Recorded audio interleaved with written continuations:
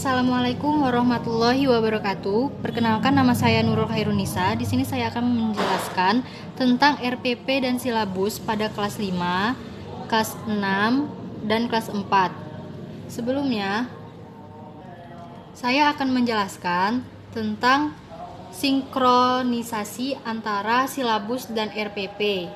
Adapun yang dimaksud dengan sinkronisasi pada proses pelaksanaan RPP dan silabus pada kelas 4, 5, dan 6 ini, yaitu pada pelaksanaan dan hasil pembelajarannya, yaitu sebagai wujud pengembangan kurikulum pada level formal, instruksional, operasional, dan eksperiensial dalam pembelajaran di sekolah.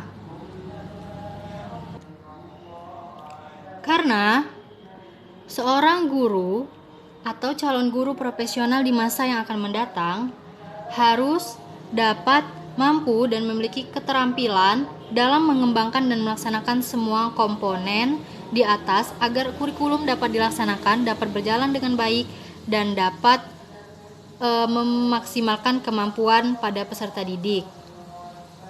Selanjutnya, yaitu adalah muatan kurikulum untuk kelas tinggi dan kelas rendah itu sangatlah berbeda. Mengapa dikatakan demikian? Karena perbedaan dari kelas rendah dan kelas tinggi ini pada komponen silabus dan RPP, yaitu salah satu contoh pembahasan di kelas tinggi materinya terhitung sudah mengarah pada yang abstrak. Begitu pula dalam penyampaiannya. Eksistensi proses pembelajaran di kelas tinggi adalah suatu pembelajaran yang dilaksanakan secara logis dan sistematis, karena anak-anaknya cenderung sudah dapat berpikir logis.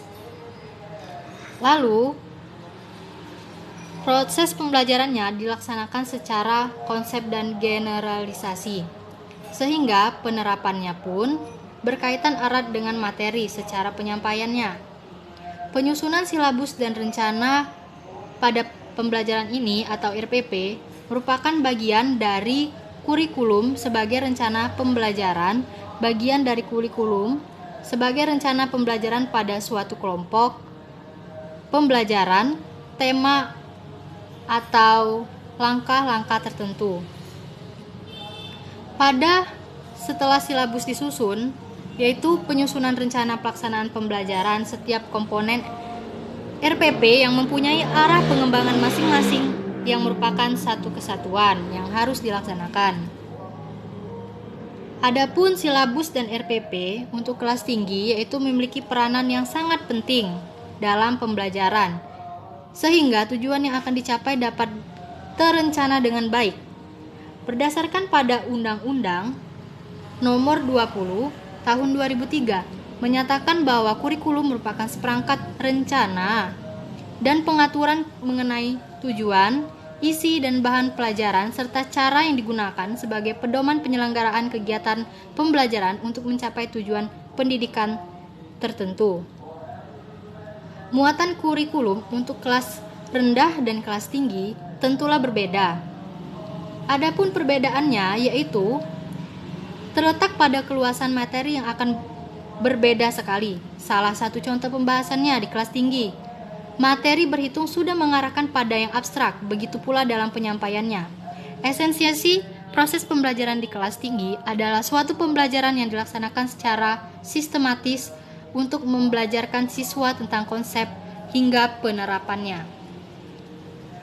Adapun fungsi silabus dan RPP. Silabus dan RPP yang dijadikan sebagai pedoman guru tentunya menyatu dengan prinsip penyampaian materi pembelajaran, yaitu dari konkret kemudian abstrak.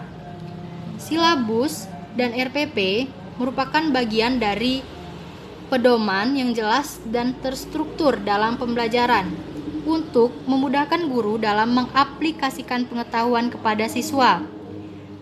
Ini juga termasuk dari bagian dari kurikulum yang disusun oleh guru kepada untuk proses pembelajaran kepada siswanya.